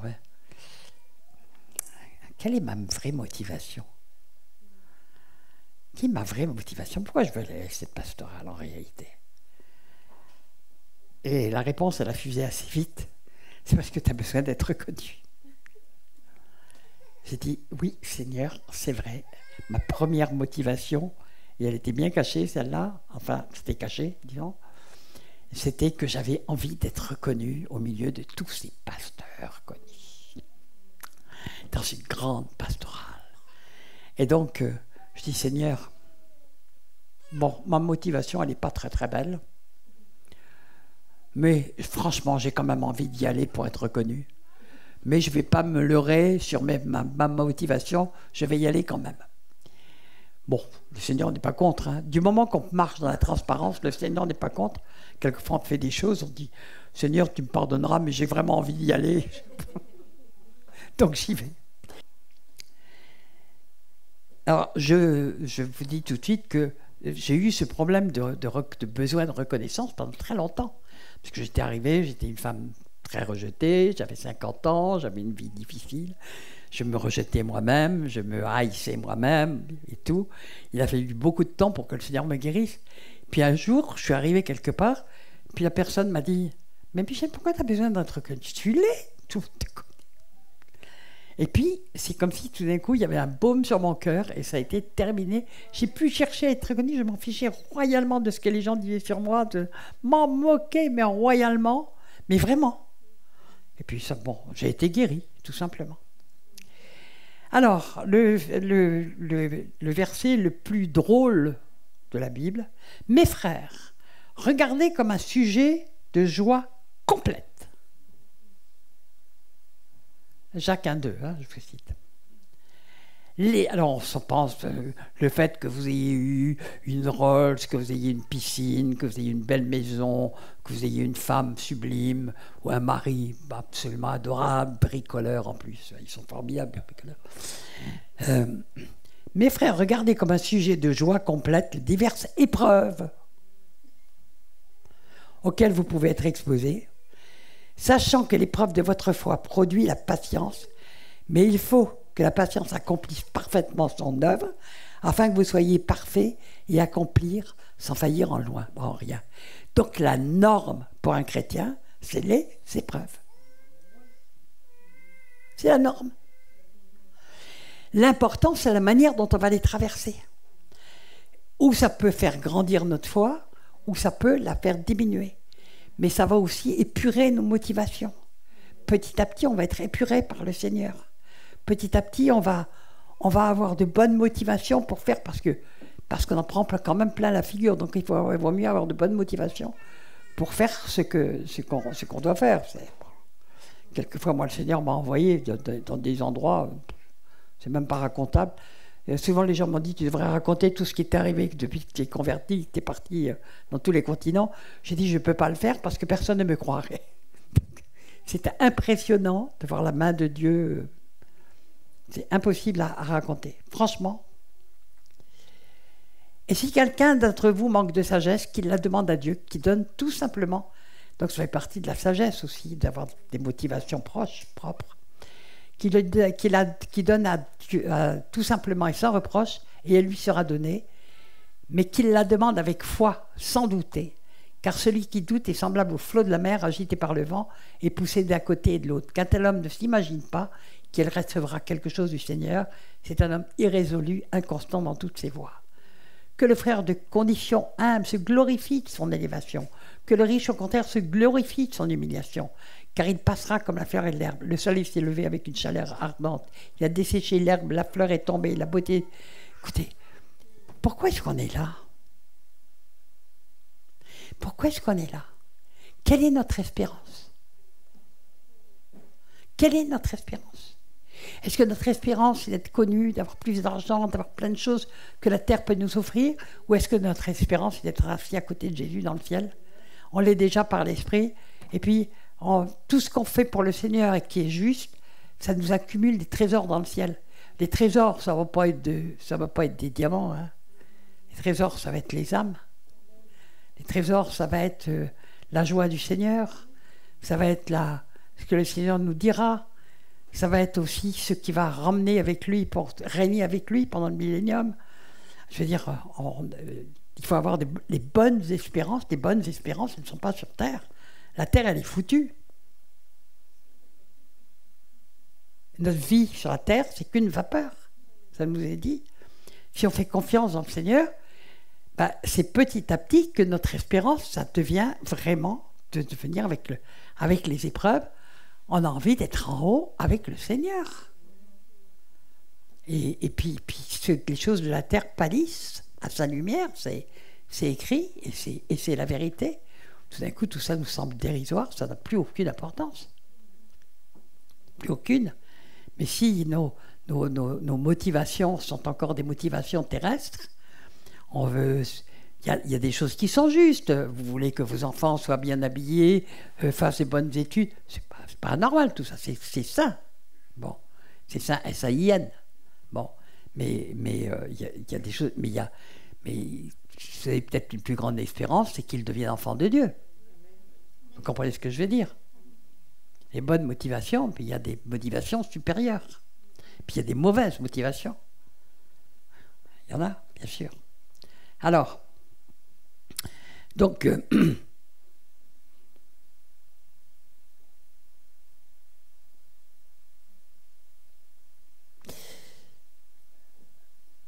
je vais parler de ça. C'est dans Malachie 3, 17. Ensuite, le Seigneur de l'univers a dit, le jour où j'agirai, ils seront pour moi comme un trésor personnel. Belle motivation, hein, que de devenir un trésor de Dieu, une perle précieuse pour Dieu. Rappelez-vous la parabole du royaume. Celui qui trouve une perle et qui vend tout pour avoir cette perle. Ben, devenir une perle pour Dieu, waouh, c'est une belle motivation. Et si dans notre cœur on a cette motivation-là, vous savez ce qui se passe avec une perle? Vous savez comment elle est faite?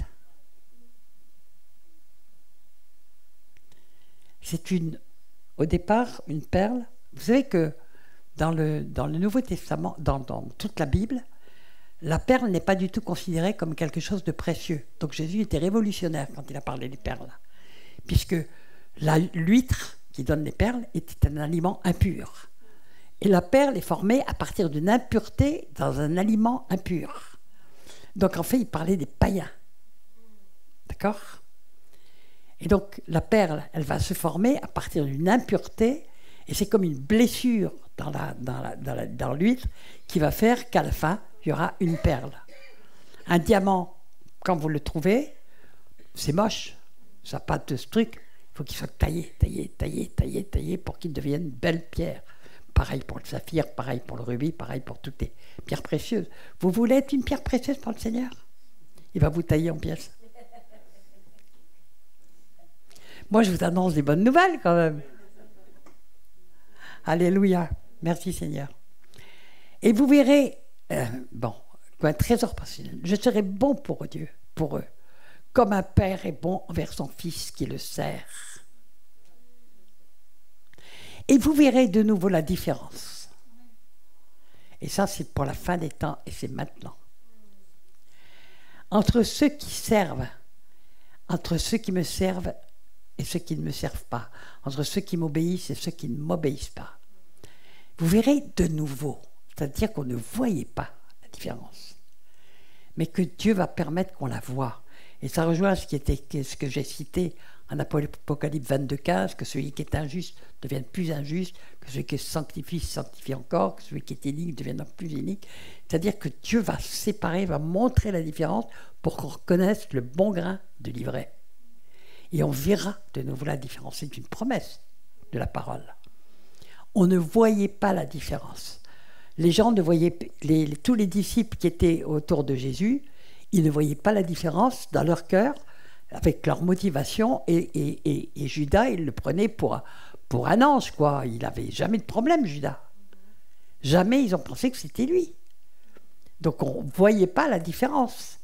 Aujourd'hui, dans la plupart des assemblées, on ne voit pas la différence entre des gens qui ont l'air de super chrétiens, qui sont serviables, qui font ceci, et puis quelquefois vous découvrez au bout de plusieurs années, quelquefois des années, eh bien que dans leur cœur il y avait des motivations cachées qui fait que tout d'un coup ils se tournent, ils deviennent des ennemis, ils vous poignardent dans le dos, ou ils poignardent des frères dans le dos, et ils font beaucoup de dégâts.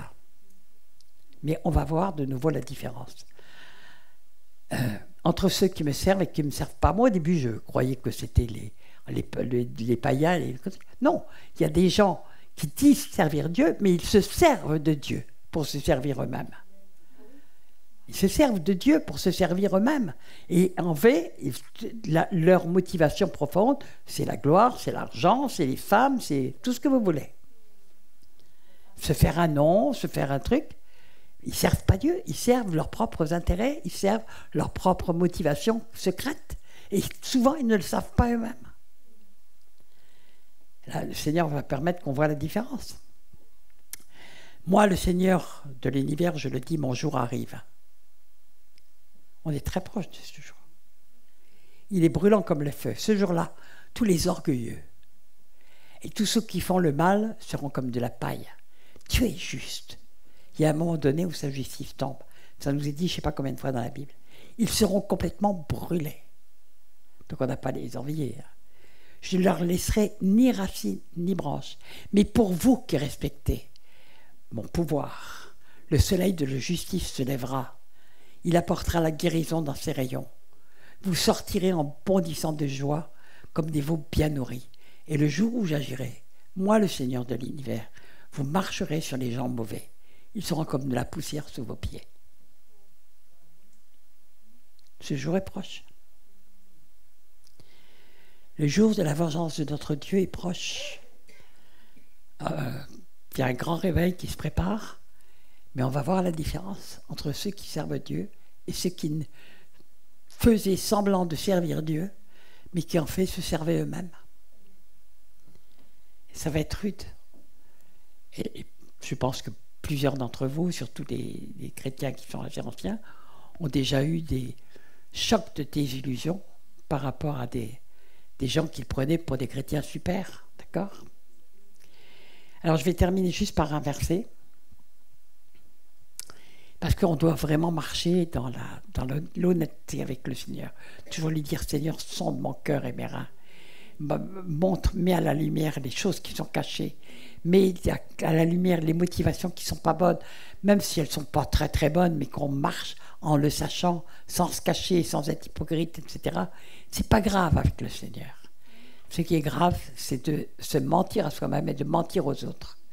Et d'avoir un double visage. Rappelez-vous ce que Jésus disait aux pharisiens. Race de vipères, hypocrites. Ils avaient l'air de super saints. Et pourtant, Jésus voyait leur cœur et leur cœur était mauvais. Mauvais. Et il a annoncé beaucoup de choses. Malheur à vous, scribes et pharisiens, hypocrites, race de vipères. Vous allez porter tous les péchés de la terre depuis Abel le juste jusqu'à aujourd'hui. C'est dans Matthieu 24 ça.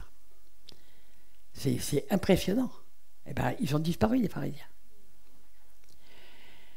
Alors, les yeux sont la lampe de ton corps. Quand tes yeux ne sont pas malades, ton corps tout entier est dans la lumière.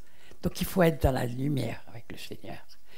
Il ne faut jamais se dissimuler, jamais se cacher. Ton corps, mais quand tes yeux sont malades, ton corps est dans la nuit. Donc, fais attention. Ta lumière ne doit pas être sombre comme la nuit. Si ton corps tout entier est éclairé, ça correspond au corps du Christ aussi. Est éclairé, mais c'est nous aussi, chacun en particulier, sans rien de sombre, il est tout entier dans la lumière, comme lorsque la lampe éclaire vraiment. Le Seigneur a dit, vous devez être la lumière. Vous êtes des enfants de lumière. On ne met pas la lumière sur le boisseau. Vous croyez qu'aujourd'hui, l'Église est une lumière ? Eh bien, c'est que il y a beaucoup de choses qui sont cachées et qui sont sombres. Donc, je vais m'arrêter là pour ce soir. J'ai vraiment envie qu'on prie chacun pour que le Seigneur nous conduise à marcher dans la transparence, dans la lumière. Jacques dit, confessez vos péchés les uns et les autres afin d'être guéris. Donc, on doit marcher dans la lumière. On ne doit pas se juger, mais on doit priez les uns pour les autres et confessez vos péchés les uns aux autres. Donc, on doit marcher dans la lumière. On est tous faibles. On est tous pécheurs. Celui qui dit qu'il n'a pas de péché est un menteur. On a tous besoin d'aide. On a tous besoin de la prière des frères. Mais si on camoufle qui on est, on a des motivations cachées qui peuvent nous amener à trahir Jésus et à mépriser Jésus. Et à devenir des gens très dangereux pour nos frères, à faire perdre la foi, ce qui est peut-être le pire, à d'autres. Est-ce que vous êtes d'accord pour qu'on prie que le Seigneur nous amène à avoir l'amour d'être de la lumière, de ne rien cacher, de ne pas nous cacher, de ne pas nous cacher à nous-mêmes certaines choses, des motivations secrètes qui sont pas, peu importe qu'elle soit, mais que nous ne soyons pas en train de dire je fais ça pour ça, alors que nous avons d'autres motivations, que nous marchions vraiment dans la lumière. Si nous marchons dans la lumière, Dieu, il le dit, c'est pour nous un Père. Et et quand on a compris qui il est, on a vraiment envie de le servir. On a envie de le servir parce que c'est merveilleux de le servir. On le voit agir, on voit sa main agir tout le temps. On est des grands privilégiés. Grands privilégiés. Même si ça coûte tout. Je ne parle pas d'argent là. Je parle, ça nous coûte nos ambitions, nos rêves, nos trucs. Il y a des choses qui sont bonnes et Dieu va nous les restituer. Mais Dieu a peut-être des plans qui sont bien supérieurs pour nous. Amen. Et j'ai envie qu'on prie pour ça, pour qu'on marche dans la lumière, qu'on soit des enfants de lumière, que les gens nous reconnaissent en disant « ça, c'est l'Église ». On reconnaîtra l'amour que vous avez les uns pour les autres. Mais comment peut-on avoir de l'amour quand on cache des choses aux autres? C'est mentir aux autres, c'est mépriser les autres. Et se mentir à soi-même, c'est mépriser le Seigneur. Parce qu'il voit tout. Il voit tout. On ne peut rien lui cacher. On va prier. Tu as peut-être un chant que tu as envie de chanter? Mais je sens vraiment que laissez la présence, je sens la présence de Dieu qui arrive, qui va toucher les cœurs. Laissez Dieu vous ouvrir les yeux en disant Seigneur, je suis d'accord pour que tu m'ouvres toujours les yeux sur les motivations qui me font agir et que j'ai pas de motivation cachée dans le cœur, que j'ai pas des motivations que quand tu les pèses, elles sont pas belles du tout.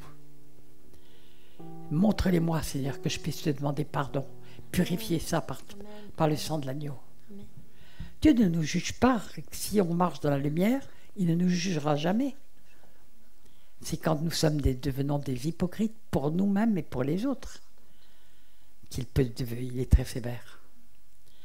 Père éternel, moi je te prie pour ça. Je te prie pour que nous puissions toujours apprendre à marcher dans la lumière, ne pas nous illusionner sur nous-mêmes, ne pas être comme l'Odyssée, se croire riche, enrichi, n'avoir besoin de rien, mais nous voir tels que nous sommes à tes yeux, pas aux nôtres. Et puis te mettre à la lumière les choses, les motivations qui sont pas propres, les motivations cachées, les motivations intéressées, les motivations quelquefois de vengeance. On peut avoir des tas de motivations dans notre cœur, je ne vais pas les énumérer, il y en a des millions. Mais toi, tu les connais toutes. Toi, tu sondes nos cœurs et nos reins. Toi, tu peux nous montrer.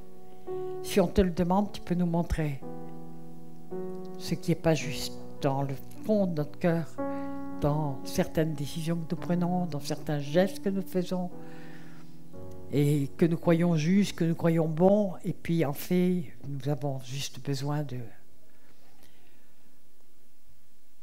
reconnaissance, que les gens nous prennent pour des jambons. Je ne parle pas du jambon de Bayonne. Hein.